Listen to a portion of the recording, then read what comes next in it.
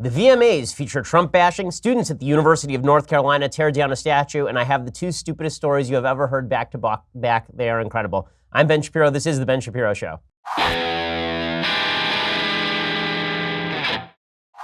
These stories are so good that I can't even get through the opener. That's how amazing these stories are. We'll get to all of the latest news. But first, let's talk about the fact that you brush your teeth wrong. Okay, we know you do. You go to the dentist, and then they ask you how often you brush your teeth and how long are you brushing your teeth, and then you lie to your dentist, and then you go home and you feel good about yourself. But you're a liar. The reality is that you need Quip. You need Quip electric toothbrush. It's the new electric toothbrush that packs just the right amount of vibration into a slimmer design at a fraction of the cost of bulkier traditional electric brushes.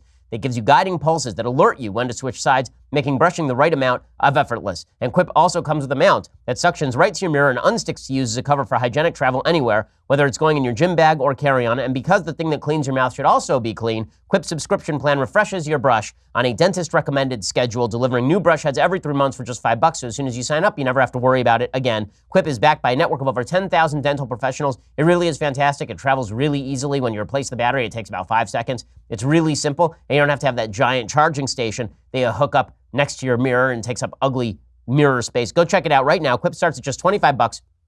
If you go to getquip.com/Shapiro right now, you'll get your first refill pack free with a Quip electric toothbrush. That is your first refill pack free at getquip.com/Shapiro. Again, getquip.com/Shapiro. I love my Quip electric toothbrush, and you will too. Getquip.com/Shapiro. So, last night was the Video Music Awards, the most important of all award ceremonies, because it is deeply important that we have award ceremonies that give awards to people who earn millions and millions of dollars for making crappy music that is popular. And I know, you're going to tell me that I'm an elitist in my taste. Right, because I like good things. And just because things are popular doesn't make them good. See the movie Titanic for an example. But the Avatar is an even better example.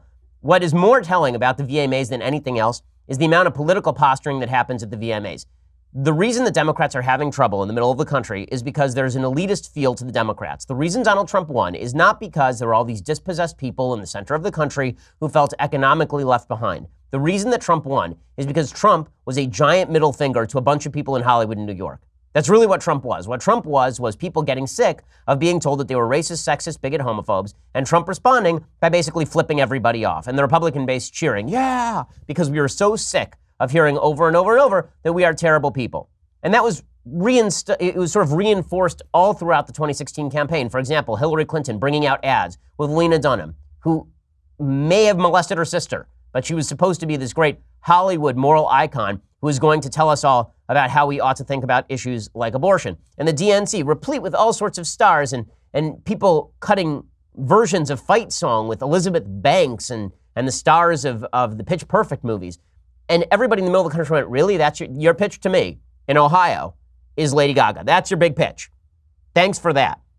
The VMAs are another way for the Democratic left to reinforce just how out of touch they are. And what's funny is that the people who are actually in the business of politics know this. So Sherrod Brown is a senator from Ohio. He's a little bit more moderate than the typical Democrat, not much. He's got that wild hair over there. But he's the guy who's in touch with that blue-collar base in Ohio, right? He has to be elected in the same state that Trump won by something like 8 points.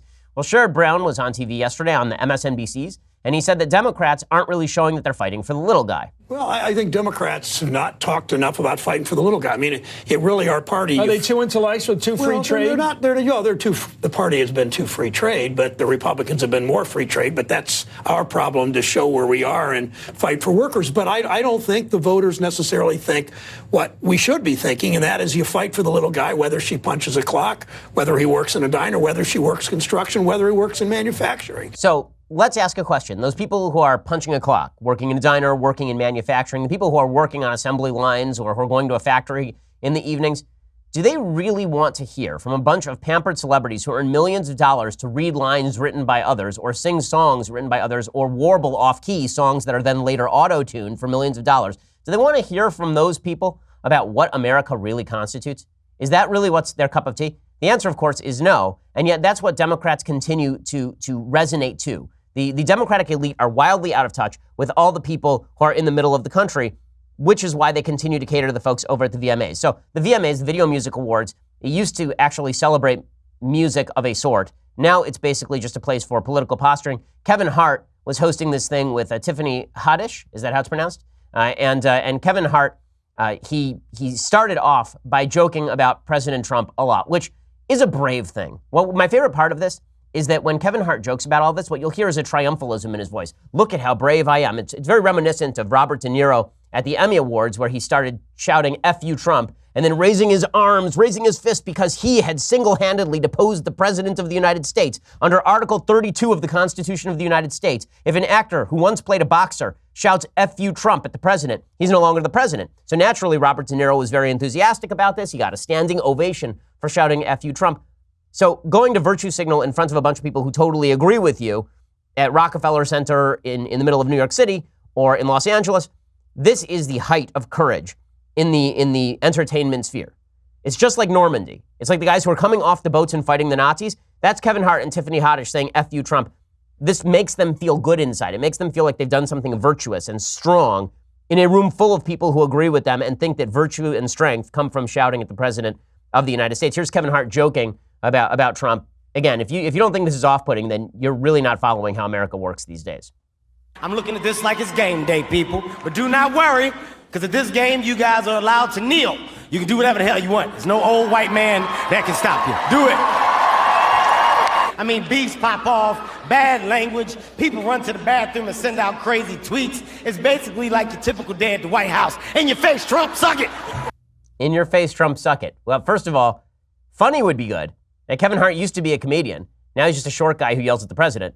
And he's one of the few people in America that I'm allowed to call short because he's actually shorter than I am. But in any case, I'm gonna at least take a moment to enjoy that. But Kevin Hart, doing this routine at the Video Music Awards, broadcast across the nation, watched by 7 people, but treasured by the celebrity culture in the Democratic Party, is that sort of thing going to hurt Trump, or is it going to help Trump? The answer, of course, is it's radically going to help Trump. Every time people in the culture decide to insert themselves into politics, everyone else gets really, really annoyed. But it wasn't just that. And there was somebody named Logic. I assume that was his given name. I assume he came out of his mother, and his mother said, "Well, I shall call you Logic." But apparently he's some sort of rapper. Don't know. Don't really care. And he did some song called "One Day." He ran out while doing this song wearing a shirt that said "F the Wall." And then he brought out a bunch of kids who are either illegal immigrants or children of activists, and they're all wearing shirts that say, "We are all human beings." Right. Okay, but some of you are here illegally. Like, I'm confused. There are lots of different types of human beings all over planet Earth and in the United States as well. That does not answer the question. I mean, you could go to prison and have everybody wear shirts saying "We are all human beings." Like, there are lots of types of human beings. That's not even to say these kids are bad. But again, the virtue signaling in the room is really strong. Also, F the wall. I just wonder whether Mr. Logic actually has a wall around his house. I assume he lives in some sort of gated community. He has security.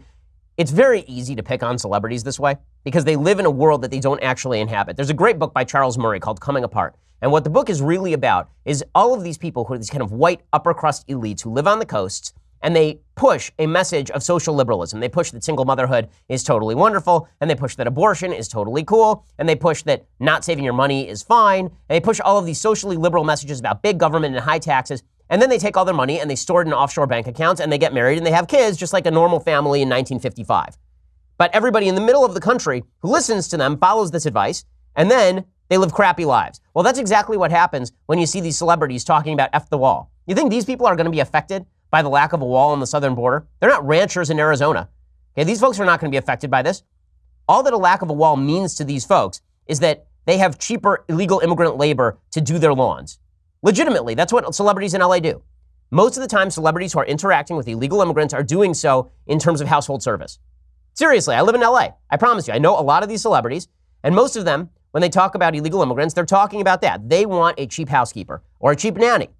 Now listen, I don't blame any of the people who are coming across the border to live a better life in the United States. I do blame a system that allows people to cross the border illegally without checking them. It seems to me that the least a country can do is check the folks coming across the border to make sure that, number one, they are safe, number two, they are educated, and number three, they're going to contribute to society and not mooch off of society. But these folks, it doesn't affect them. It doesn't matter to them. They don't live in poorer neighborhoods where culture changes when thousands of people come across the border and they don't speak the native tongue and they bring customs from home. Right? That doesn't actually make any difference to people who are living in gated communities and gated establishments. It doesn't make any difference to them because they are gated off from everyone else. And the only actual contact they have with illegal immigration doesn't involve any additional crime. It doesn't involve any sort of additional poverty that exists in certain communities in the United States thanks to illegal immigration. It doesn't actually change any of that for them. So it's easy for them to go up there and virtue signal in front of all of their rich friends. Here was the aforementioned logic, again, I'm so confused by rapper names, I can't even express it. But here is Logic performing One Day in a wall that reads in a shirt that reads F the Wall.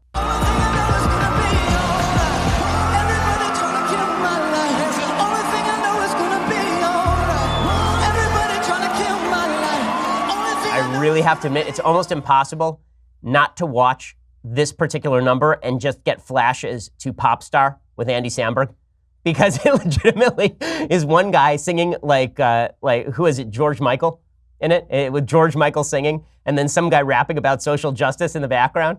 It's really incredible. So if you haven't seen that movie, you should go check it out. It's very obscene, but it's really, really funny. But that's what all of this stuff is, and it is inherently absurd. It's inherently absurd. They didn't just do that. They also cut a TV promo to get out the vote, which is really exciting. They had all of these celebrities who cut a TV promo trying to tell everybody it's important to rock the vote, because this is what we need, is celebrities telling people to vote. I would prefer, frankly, that fewer uninformed people vote rather than everybody who watches the VMAs voting.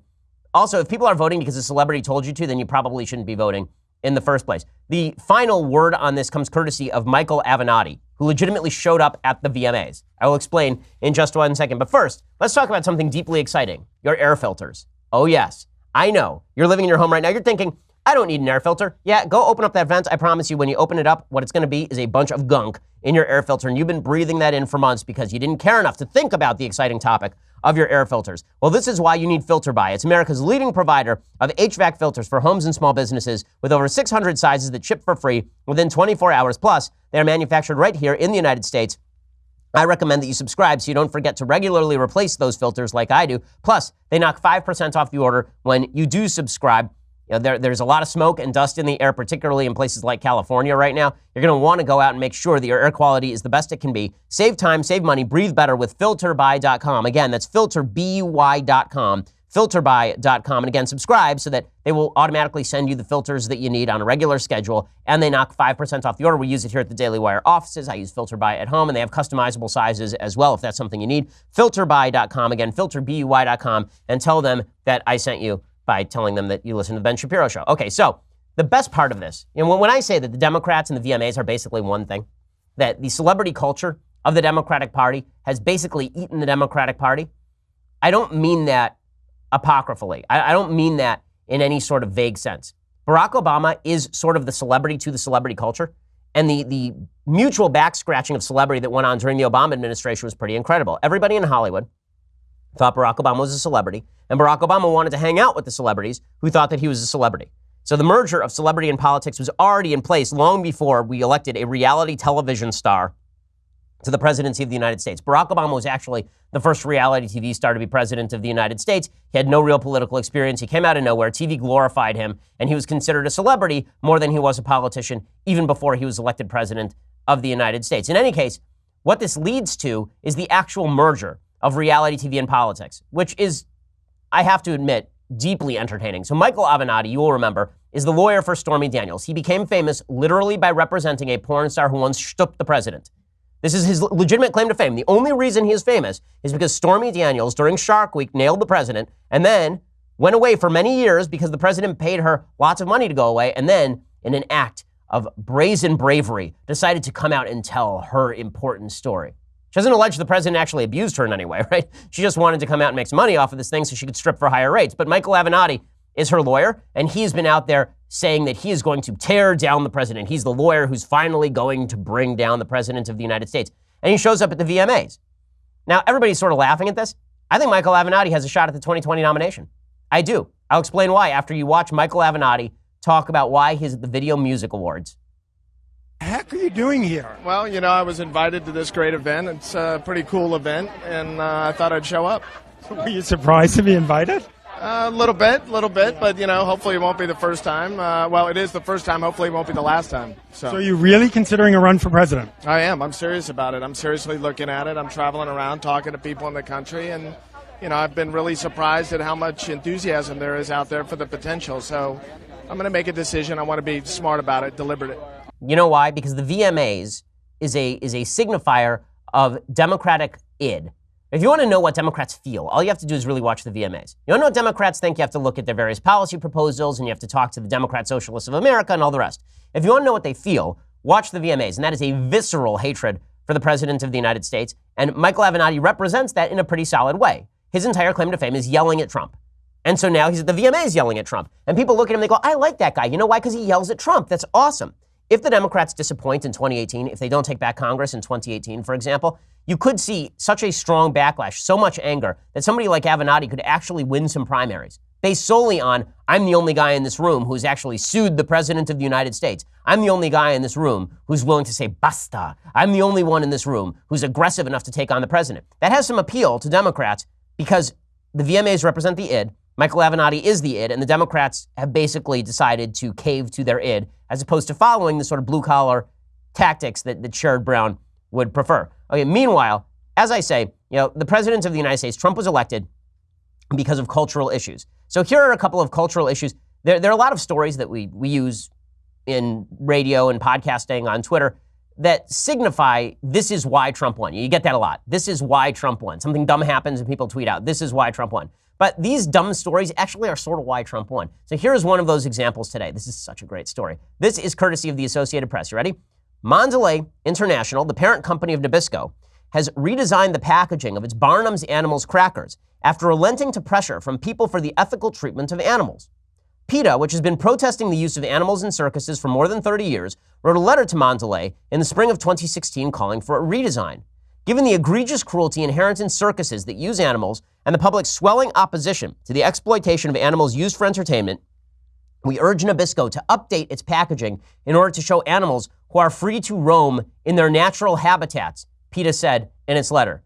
Mondelez agreed and started working on a redesign. In the meantime, the Crackers' namesake circus, Ringling Brothers and Barnum & Bailey, folded for good. The 146-year-old circus had removed elephants from its shows in 2016 because of pressure from PETA. It closed down in May 2017 due to slow ticket sales. The redesign retains all of the coloring, but instead of showing the animals in cages, implying they are traveling in boxcars for the circus, the new boxes feature a zebra, elephant, lion, giraffe, and gorilla wandering side by side in a grassland. The outline of acacia trees can be seen in the distance. So this was deeply important. People for the Ethical Treatment of Animals has now released the fake cookie animals.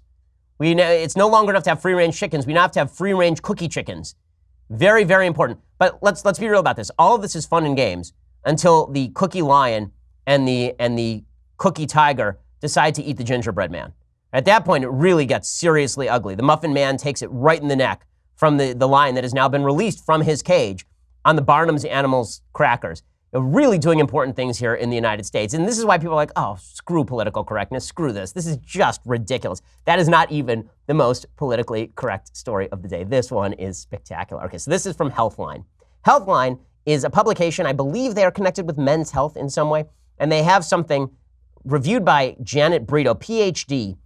It's called the LGBTQIA ZBYL Safe Sex Guide. It's good times. And it's so good. It's so good. So they have decided that they are going to rename genitalia, rename them to be more sensitive to transgender folks.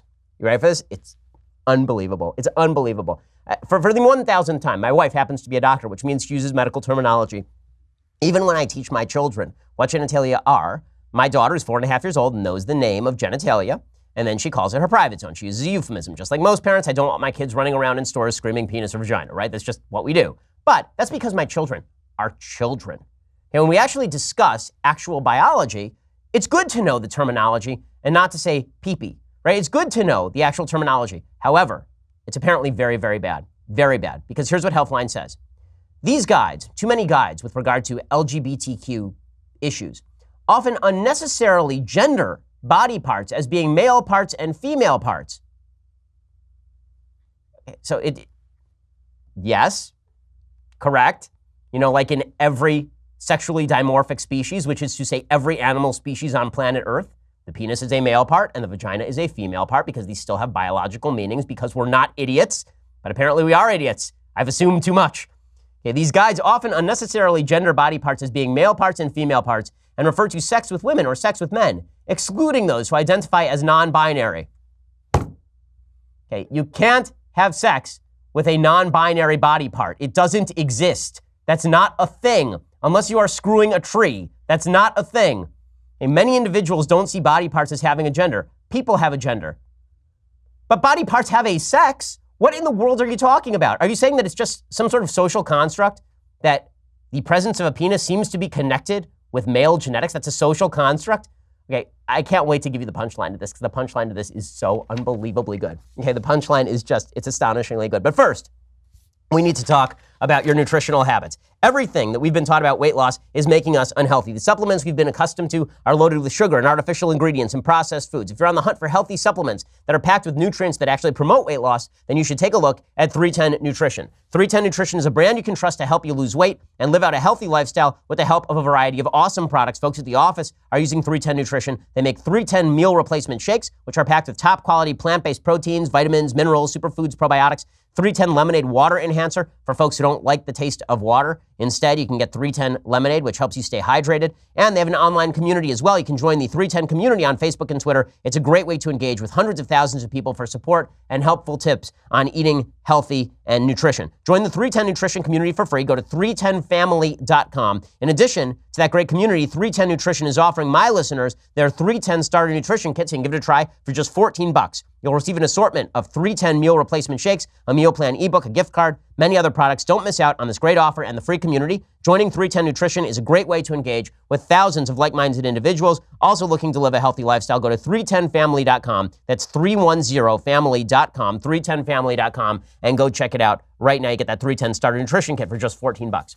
Okay, so here is the punchline to this LGBTQIAZAY guide. Okay, here's the punchline. So they've already said these guys unnecessarily gender body parts as being male parts and female parts. So here's their solution. Here's their solution. The notion that a penis is exclusively a male body part and a vulva is exclusively a female body part is inaccurate. No, it's not. By using the word parts to talk about genitals and using medical terms for anatomy without attaching a gender to it, we become much more able to effectively discuss safe sex in a way that's clear and inclusive. For the purpose, here it is. It's so good. It's so good. Okay, there's no way to pitch how good this is.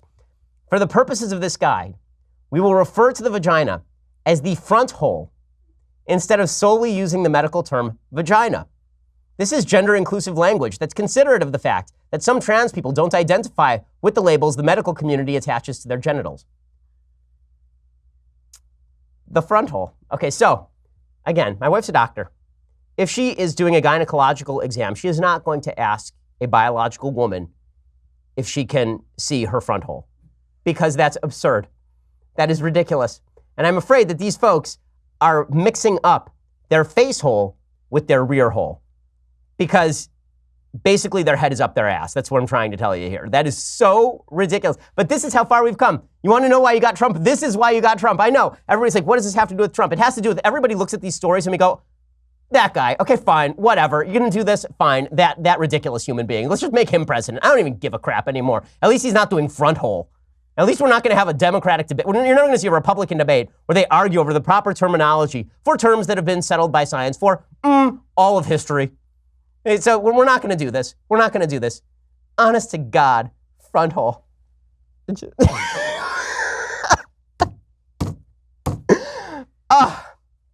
Yeah, Democrats, let's keep going down let's explore these paths. That's just great. Meanwhile, in other ridiculous stories today, this is an amazing story. So we talked yesterday about Asia Argento. Asia Argento is one of the Me Too leaders, and she has said that we should believe all women, we should believe all victims, except for that 17-year-old boy that she apparently molested, right? Who apparently she paid $380,000 to silence. He was a child actor, and when she was 37 and he was 17, she invited him to a hotel room where she apparently essentially had sex with him. Well, she said Tuesday that she never had any sexual relationship with a man who has accused her of molesting him, which is weird since he actually forwarded a picture of her in bed with him at a hotel to the New York Times. But here's what she says. She said Tuesday she'd never had any sexual relationship with a man who's accused her of molesting him when he was a minor, and that her former boyfriend, the late Anthony Bourdain, urged her to agree to a financial settlement to end the man's long-standing persecution of her. So that's a strong tactic. Blame the dude who just hung himself. That seems like that is a very strong move by Asia Argento. If that's not true, then she is not only a terrible person, she is the terrible person. That is about as terrible as it gets. Again, what's amazing about this whole phenomenon with Asia Argento is to watch people give her the benefit of the doubt in an area they would not give anybody else the benefit of the doubt. You know, the Bible is very clear about judging. And what the Bible says, it's a very interesting verse. The Bible says, I rarely quote the Bible, but this is an actual moral rule. And the moral rule is when you judge, you're not supposed to judge in benefit of the rich or in benefit of the poor. Why would the Bible specify you're not supposed to judge in benefit of the poor? We all understand it would have to specify don't judge in favor of the rich because corruption tends to come from rich people who can pay off judges. But the notion of sympathy for particular victims allows people to make unjust decisions. Okay, that is what is happening here. There are a lot of folks on the left who are rushing to Asia Argento's defense and providing her with all sorts of credibility because they like Asia Argento. We see this on all sides. When President Trump is accused of sexual abuse, people who like Trump are like, none of that's true. And then when Keith Ellison is accused of sexual abuse, people on the right are like, yeah, that's totally true. And exactly the reverse for Democrats. You got to have one standard of guilt or innocence, and you have to have one standard for the level of evidence necessary in order for us to determine whether somebody is actually responsible for behavior or not. The double standard is pretty telling, and that's a pretty shocking move by Asia Argento right there. If that's not true, she's got a real problem. Okay, meanwhile, a big story that broke last night is that over at the University of North Carolina, protesters knocked over a pro-Confederate statue from 1913. Here's some video. Here's what it sounded like when a bunch of students decided to topple Silent Sam, which is a 1913 statue placed on campus in memoriam of the 300 alumni who served in the Confederate Army. Here's what it sounded like.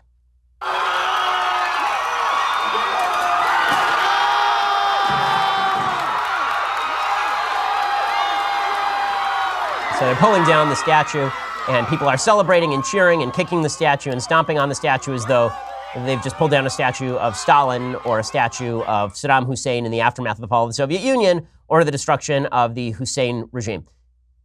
I think that there is a solid case that Silent Sam should not be on public property. I'm not a big fan of removing monuments. I tend to agree with Condoleezza Rice, who I think made this case very well. She says, I'm a firm believer in keep your history before you, and so I don't actually want to rename things that were named for slave owners. I want us to have to look at those names and recognize what they did, and to be able to tell our kids what they did, and for them to have a sense of their own history. When you start wiping out your history, sanitizing your history to make you feel better, it's a bad thing. I agree with Condoleezza Rice. I think that people should be forced to look at that statue and then cope with the legacy of slavery in the United States and the legacy of the Confederacy. It is not fair to say that this statue was merely a sort of anodyne tribute to people who died in a war, because when it was actually dedicated in 1913, it was pretty obviously a symbol of anti-black hatred at the time. Julian Carr, who was a local KKK member who helped dedicate the statue, said this at the actual dedication ceremony. He said, there are no words that I have been able to find in the vocabulary of the English language that adequately express my feelings in the presence of this occasion. And then he gets to the truly horrible part. 100 yards from where we stand, less than 90 days perhaps after my return from Appomattox, I horsewhipped a Negro wench until her skirts hung in shreds, because upon the streets of this quiet village she had publicly insulted and maligned a Southern lady, and then rushed for protection to these university buildings where was stationed a garrison of 100 federal soldiers. I performed the pleasing duty in the immediate presence of the entire garrison, and for 30 nights afterwards slept with a double-barrel shotgun under my head.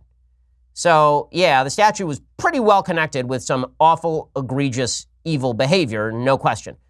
But does that mean that we should start tearing down statues? I don't think, number one, we should tear down statues. And number two, I don't think statues should be removed, number one. Number two, I think that we are setting a really bad precedent when we are actually having mobs of people tear down statues. Okay, for a couple of reasons.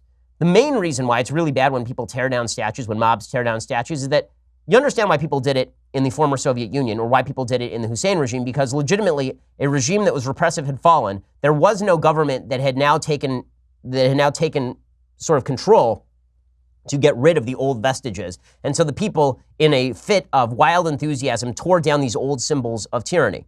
But we have a democratic government in the United States. We have a democratic republic in the United States. The governor of North Carolina is a Democrat who doesn't actually like this monument. If you're telling me that the people who run the University of North Carolina are people who are emissaries of white supremacy, you're out of your mind. I mean, the people who run that university are very much on the left. These are people who really oppose that statue. The point is that in the United States, where you actually have a redress of grievances available through the democratic process, to use mob rule as an excuse to do this is really bad, and it actually leads to some even worse stuff. So I got a letter from a student at UNC last night to tell me about this stuff. And here's what the student wrote, quote, I am a freshman at the University of North Carolina at Chapel Hill. Tonight, students tore down a Confederate statue on campus that is known as Silent Sam. Peaceful protesters acted just like their name suggests and destroyed this piece of history, chanting Black Power and Go Away Cops when police arrived on the scene. By the way, it's worth noting that if you think that the system of white supremacy is still in the offing in the United States, in 1913, when an evil KKK member horsewhipped a black woman for no apparent reason in front of a garrison of 100 federal officers who did nothing. Okay, the reverse happened last night. A bunch of police officers stood around while a bunch of students tore down a statue in honor of the Confederacy. And they stood around. Only one person was arrested. And they were standing there. They could see he was destroying public property. They didn't do anything about it because they decided that it was worthwhile to tear it down. Now, I don't think the cops should have stood around for that. I think the law should be enforced, whatever the law is, in a democratic republic. But let's also note that those same police officers are not exactly standing up for white supremacy when they stand around allowing people to tear down a Confederate statue. That's just silly. Hey, here's what the student continued to say. Here's where it gets ugly. He says, I walked by to see what I figured was going to be national news, and that was probably not the smartest thing for me to do. Almost immediately, some of these protesters started coming at me yelling, get out of here, whitey, which I found ironic because they were holding a sign that said, from Durham to Charlottesville to the White House, tear down racism. Needless to say, I ran back to my dorm pretty darn fast. I was hearing from several students who had similar experiences at UNC. So it turns out that anti-racism only extends as far as battling the quote-unquote superstructure of white supremacy. It doesn't actually extend to not yelling at people who happen to be white walking by this rally as it's happening. Okay, in just a second, I want to talk a little bit more about kind of student revolutions and the youth that are supposed to save us. But first, you're going to have to go over to Daily Wire. Before we get over to that, we have a new sponsor, and the sponsor is supremely awesome. So I've talked about the Second Amendment a lot on this show. One of the things I've said about the Second Amendment is that the purpose of the Second Amendment is not hunting.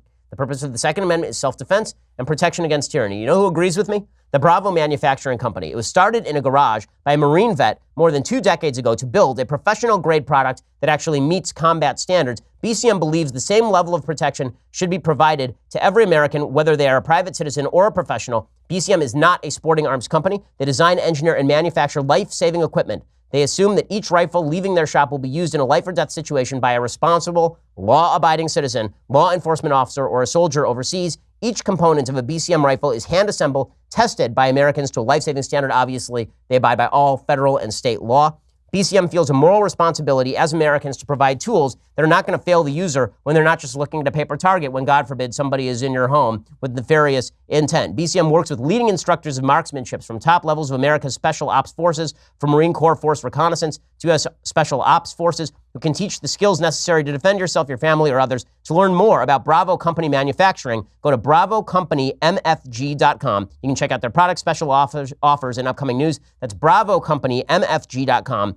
And go check it out right now. And if you want to see their videos and learn more about them, youtube.com/BravoCompanyUSA. You can learn about the awesome people who make up the company. They're really great folks. I've talked to them. BravoCompanyMFG.com. Go check them out. Again, these weapons were made for your protection. BravoCompanyMFG.com. Okay, so if you want to hear about the latest in Trumpland and all the rest, you're going to have to go over to dailywire.com. $9.99 a month gets you the rest of our show live, gets you the rest of Michael Knowles' show live, the rest of Andrew Klavan's show live. It also gets you access to our mailbag, which we'll be doing on Friday. Have all of your most deeply held, profound questions answered in real time when you become part of the mailbag. When you get the annual subscription for $99 a year, you get this, the greatest in all beverage vessels. Behold it. Feast your eyes upon this. And then, if you so choose this.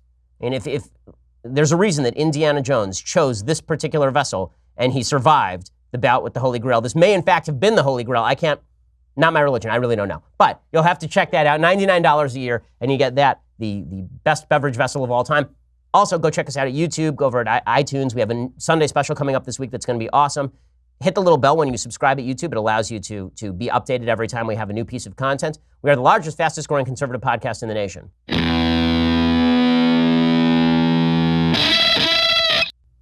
So the media are celebrating the fall of Silent Sam. Again, I think there's an argument to be made whether that statue ought to be removed from public property or not. I don't think it's a particularly compelling argument, but at least that's an argument. There is no argument that I can see that a mob should be able to tear this statue down. I don't think mobs tearing things down is actually a good thing in the United States. Mob rule is generally not something I'm in favor of. But again, it's this feeling that has now been pushed across the United States. It's this wave of feeling that the angrier you are in politics, the more justified you are. And that means the youth shall lead us because the youth are the angriest. And one of the angriest people in the United States is obviously David Hogg. Now, David Hogg, you'll remember from months ago, he's now more obscure. He was one of the Parkland survivors. He's been on the cover of magazines. He's on the cover of New York Magazine. The cover of New York Magazine, which is pretty incredible for a kid who's, I guess he's 18 now. Is he 18? He just is about to graduate high school, or he just graduated high school. and he's extraordinarily politically active, which is fine. And he says he wants to run for Congress, and also he curses about Nancy Pelosi. We know that he's authentic because he says the F word a lot. He says, the reason Republicans are successful right now is because they're empowering young people, pointing out that Paul Ryan was 45 when he became Speaker of the House, ignoring the fact the President of the United States is 1,272 years old. His older Democrats just won't move the F off the plate and let us take control. Nancy Pelosi is old. And then he says he wants to join Congress, and he says a lot of sloganeering that doesn't actually have any real basis in fact, and he is championed as the face of the new movement on the cover of New York Magazine. It's actually a really weird article because it talks about him refusing to move to his hometown without his parents granting him concessions. He comes off as a bit of a prima donna in the New York Magazine article. Again, just like anybody else, he has the right to participate in politics, but this idea that the youth are the people who ought to be trusted is really, really dumb. How about good ideas ought to be trusted? Speaking as somebody who was writing when they were 17, I can say that I was dumber when I was 17 than I am now. I know more things. I know more about politics. I think I am a more moral person. All of life is about getting better at what you do. And when you're 18 years old and you're getting coverage on the cover of the New York Magazine as the future of the Democratic Party, that's a bit of a problem. But maybe the future of the Democratic Party isn't, in fact, David Hogg. Maybe the future of the Democratic Party is Chelsea Clinton. So after years of people on the right warning that Chelsea Clinton would run for office and her saying no, yesterday she came out and she said maybe. Great. She says, if my city councilor were to retire, if my congresswoman were to retire, my senators, and I thought I could make a positive impact, I think I would really have to answer that. I would really have to ask my answer to that question. For me, it's a definite no now, but it's a definite maybe in the future because who knows what the future is going to bring. Because every generation must run for office. Every single one. We have to have Kennedys and Clintons and Bushes and Trumps all the way down. It's just going to be awesome. We have to have a legacy of paternalism in politics that stretches across generations. It's one of the, honestly, if I have to pick between David Hogg and Chelsea Clinton, I'll pick David Hogg. Honest to God. And I can't stand David Hogg. I'll pick him just because at least he's fresh blood. At least he's somebody who's engaged. At least he's not just doing it because mommy and daddy were doing it and then got rich off of it. It's really insipid. If we're going to have legacy politics all the way through, then we've got a real problem in the country. The reason Donald Trump became president is partially because he went around punching Jeb Bush, like they were in the back of the 6th grade class with the teacher not watching. That's the feeling I think that is going to accrue thanks to the dominance of big names in politics, the Bushes and the Clintons and all the rest of it. There's a sort of pushback that's happening on a broad level. Now, meanwhile, President Trump is getting himself in hot water, but he's not getting himself in hot water with the American public, I think. I think he's getting himself in hot water with the press mostly. And the stuff that he should be getting in hot water for is not the stuff he's actually getting in hot water for with the press. So yesterday, he was talking about the Mueller probe, and the president came out and said, if I want, I can lead the Mueller probe. As I've said before, the president should stop talking about the Mueller probe. He should let it take its course. I don't think it's going to come up with anything. But he keeps kind of feeding the fire on this thing, and this is driving the media up a wall. So he said that he can lead the Mueller probe if he wants. He also tweeted out about security clearances. So there's another thing that he tweeted. He was watching TV last night, and he tweeted, just watched former intelligence official Philip Mudd become totally unglued and weird while debating wonderful Paris Denard over Brennan's security clearance. Denard destroyed him, but Mudd is in no mental condition to have such a clearance. Should be revoked at Sean Hannity. Okay, so the president of the United States, it's just important to note, when we say that we now live in a reality TV universe filled with stupidity, yeah. And President Trump loves pardons because he can sort of hand them out if you win The Apprentice. And then he likes security clearances because he can withdraw them if you lose The Apprentice. So he doesn't like Philip Mudd because Philip Mudd's saying mean things about him on TV. And so he wants to withdraw his security clearance. This is not good presidenting. It's not good executive branching. We should be a nation of rules, not of vindictive vendettas. And when the president does this, it undercuts his own case. But Democrats continue to focus in not so much on that, but on stupidity. So they are focusing in on, for example, the president of the United States saying this. There was an ICE event yesterday at which he honored a particular ICE agent who happens to be Hispanic. And here's what Trump said, and the media lost their minds over this. Adrian, come here. I want to ask you a question. So how did you come here? You're not nervous, right? Speaks perfect English. Come here. I want to ask you about that. 78 lives. You saved 78 people. Okay, I don't know why he would say the guy speaks perfect English. I mean, I guess he looked at him and he said, Hispanic dude. I have to point out that he speaks perfect English because the president is, suffice it to say, sometimes thick. So that is not a great statement. But the media decided this is a deeply, deeply important scandal. It's indicative of something deep and horrifying about President Trump. Most of the country, though, is more focused on the fact that the Democrats are ripping on ICE generally than on the fact that the president says impolitic and dumb things about members of ICE. The president is actually honoring that guy. The Democrats would disband ICE. So while the president is honoring that guy in the dumbest possible way, the Democrats would actually disband ICE and get rid of the borders. They're sending out people with shirts that say F the wall at the VMAs. And then they're ripping on Trump for saying that this guy speaks perfect English. Again, does that make the president brilliant? No, but if you contended that, I think that you are delusional. Does it mean that the president is a racist? I think it means the president is racially insensitive, but did we not know that before? But when it comes right down to it, if I have to choose between the racially insensitive guy who supports ICE and the person who is perfectly politically correct, who does not support ICE, most Americans are going to side with President Trump on that. Meanwhile, members of the media are still pushing President Trump on the Mueller stuff, and Trump is responding. Here is Chris Cuomo, who is, again, in a running gun battle with his brother for stupidest Cuomo brother. And he starts ripping into Corey Lewandowski, who, again, is about as bright as a tomato. And Corey Lewandowski is a former campaign manager for President Trump, also an incredibly dumb man. And here is Cuomo actually being dumber than Lewandowski, which is a pretty astonishing feat. I mean, you really have to try to do that. If you've got nothing to hide, you talk. How many times has he said, I want to sit down with Mueller, I want to tell him? So do it. Well, look, I'll tell you this. Okay, the president isn't talking to Robert Mueller, not because he's not man enough, but because if he does, he understands that any sort of misstatement will be used by Mueller to charge him with obstruction of justice or perjury. The idea there is no perjury trap, this is what the media are saying now. If you have nothing to hide, why don't you talk to Mueller? Okay, guys, if you have nothing to hide, why don't you let the IRS audit your books every year? If you have nothing to hide, why don't you let the police into your house? This is just foolishness. The president isn't going to talk with Mueller because the president is fond of saying ridiculous things, and in a legal context, that is a huge mistake. The reason that I'm bringing all this stuff up with President Trump is that Trump says dumb things on a fairly regular basis. But the media are always at 11. You can't tell the difference between their treatment of him saying he speaks perfect English and the president should talk with Robert Mueller, and the president just complimented Vladimir Putin and compared the United States to Russia. There's no difference in tone or tenor. It's exactly the same tone, exactly the same tenor. If the media actually cared about having an impact on politics, they might have some dynamic range. They have no dynamic range. Everything is played at the full possible volume, and that means that everything is basically muted. Your brain, if you are in a room with a very loud, constant noise, your brain will start to tune it out. That's what the media have become these days. And that's why President Trump, even continuing to ramp stuff up, doesn't have all that much impact on President Trump himself. Okay, time for a thing I like, and then we'll get to a thing I hate. So, things I like. There is an HBO show that starts off kind of bizarre, like a mix between Billions and Arrested Development, and then it sort of morphs into a King Lear Shakespearean drama.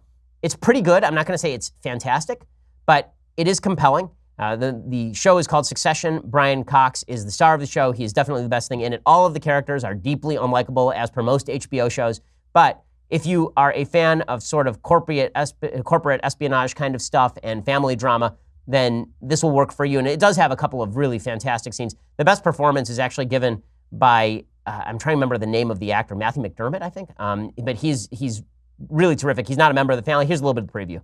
Everything I've done in my life, I've done for my children.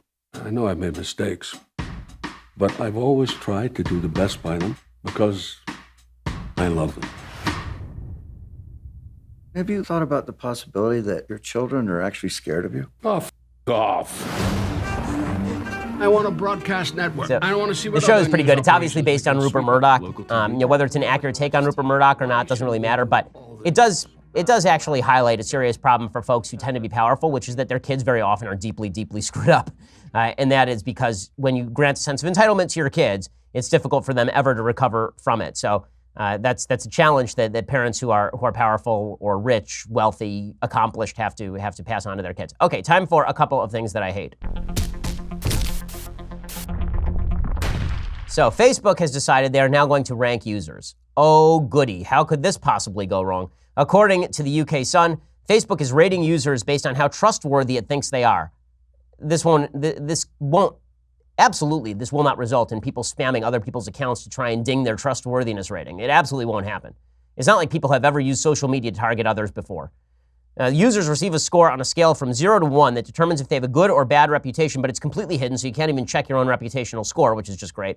The rating system was revealed in a report by the Washington Post, which says it's in place to help identify malicious actors. Facebook tracks your behavior across its site and uses that info to assign you a rating. Tessa Lyons, who heads up Facebook's fight against fake news said, quote, one of the signals we use is how people interact with articles. For example, if someone previously gave us feedback that an article was false and the article was confirmed false by a fact checker, then we might weight that person's future false news feedback more than someone who indiscriminately provides false news feedback on lots of articles, including ones that end up being rated as true. The problem with that, of course, is that a lot of the fact checkers happen to be left-wing, and those fact checkers are going to confirm the preconceived biases of a bunch of folks on the left. Facebook's tendency toward the left is going to be exacerbated by all of this. This is why when Facebook says, oh, we just run algorithms, how you define the algorithm is exactly the issue. It's like saying, I always abide by the law. Well, it depends what the law is. If the law is bad, then you abiding by the law isn't particularly useful, is it? And so Facebook, again, failing to understand its own bias, and that's going to create some problems. Okay, other things that I hate today. So Oprah Winfrey has now promoted the Shout Your Abortion movement. The July issue of O Magazine, according to lifenews.com, featured Shout Your Abortion founder Amelia Bono in its inspiration section, because nothing is more inspirational than you talking about how you killed your baby. Bono, who began the campaign to urge women to brag about aborting their unborn babies, soon will be coming out with a new book by the same title, according to the report. I'm sure it will be a massive bestseller. Nothing says fun, quite like having Shout Your Abortion on your coffee table. She told the magazine how it all began in 2015. She says, when I found out the House of Representatives had voted to defund Planned Parenthood, I kind of unraveled. I opened Facebook and without thinking wrote, like a year ago I had an abortion at Planned Parenthood, and I remember this experience with a nearly inexpressible level of gratitude. I hit post 153 words later, and everything changed. And then her friends shared her post on Twitter with the hashtag #ShoutYourAbortion. On some level, I'd internalized the stigma, so I honestly wasn't ashamed. Then why hide? It wasn't out of character for me to disclose something so personal online. What was out of character was my silence, which is to say you're an oversharer. But then she felt bad about this because you should actually feel bad, it turns out, about killing babies. It's probably not something you should shout. But now this is something that the left has. I'm old enough to remember when Bill Clinton said things like safe, legal, and rare. The idea being that abortion was a bad thing that was still necessary under certain circumstances. I think that's a bad argument, but it's at least closer to a moral argument than abortion is an unfettered good that you should brag about and as some sort of mark of maturity and womanhood. And yet that's what the left is pushing these days. A culture that does not have shame is a culture that is soon going to degrade into full government dependency. Seriously, shame culture, guilt is a very good thing. Okay, I think there's a difference in a guilt culture and a shame culture. A shame culture is one where people are shamed in doing the right thing. A guilt culture is one where morality is inculcated in individual citizens, so they feel bad about doing the wrong thing. Western civilization tends to be more of a guilt culture. Islamic civilization tends to be more of a shame culture. But if there is neither shame nor guilt, then what you end up with is a culture where every sin is considered a positive, and we're all supposed to cover for you because, after all behaviors are supposed to result in equal benefit to you. Whether you have an abortion or not, whether you're a single mom or not, it's all supposed to end up exactly the same way for everyone. This is how you end up with a society of people who are dependent on the largesse of others who happen to be more responsible citizens anyway. It's bad stuff all the way through. But Oprah's always been a deeply socially liberal person. And this is why if she ever ran for president, I think a lot of her veneer would immediately come off. I think that she's got this cross-cultural appeal that comes out, that starts to be washed away the minute that she comes out as the partisan hack that she actually is. Okay, we'll be back here tomorrow with all the latest. I'm Ben Shapiro. This is The Ben Shapiro Show. The Ben Shapiro Show is produced by Senya Villarreal, executive producer Jeremy Boring, senior producer Jonathan Hay. Our supervising producer is Mathis Glover, and our technical producer is Austin Stevens. Edited by Alex Zingaro. Audio is mixed by Mike Caramina. Hair and makeup is by Jesua Alvera. The Ben Shapiro Show is a Daily Wire Forward Publishing production. Copyright Forward Publishing 2018.